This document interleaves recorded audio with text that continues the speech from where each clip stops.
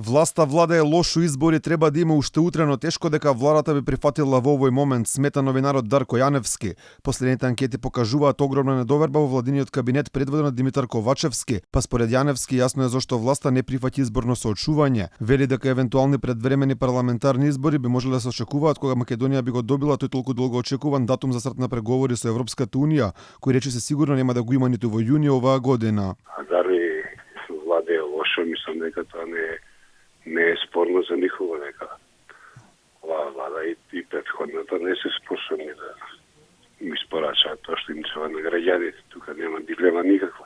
Но не ќе префрлат тотално вината на Бугарија, иако се работи, гледате како ретерира Османи, сега глуми Док Холиде колку е он цврст, демек доста било. Јаневски е на ставот дека покрај блокадата на собранието, опозицијата треба да ги искористи сите други можни механизми да убеди власта за предвремени парламентарни избори, кои во моментов никако не им одговараат. Се што е на располагање, не е доволно само еден механизам, не е доволно само блокада.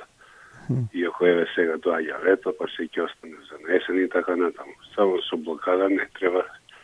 Се што е на располагање, тоа треба одма, уште од денес да се. 10 мај, денот кога започнува блокадата на собранието од страна на ВМРО ДПМН, пратеникот Бојан Стојановски во гостување во утринската програма на Алфа порача дека ова е само прв механизам во серијата кои ќе следуваат со цел пад на власта. Сите чекори, сите инструменти кои што ни се на располагање ќе ги искористиме за да предизвикаме датум за предвремени избори на кој што ВМРО ДПМН и коалицијата ќе однесе најубедливата победа до сега. Инаку според последната анкета на ИПИС, ВМРО ДПМН ужива најголема поддршка кај граѓаните. Ако утре се одржат избори, за нив би гласале 21,2% од граѓаните, додека пак за СДСМ 16,2%, додека пак 39,1% сметаат дека се потребни предвремени парламентарни избори за излегување од кризата во која се наоѓа Македонија.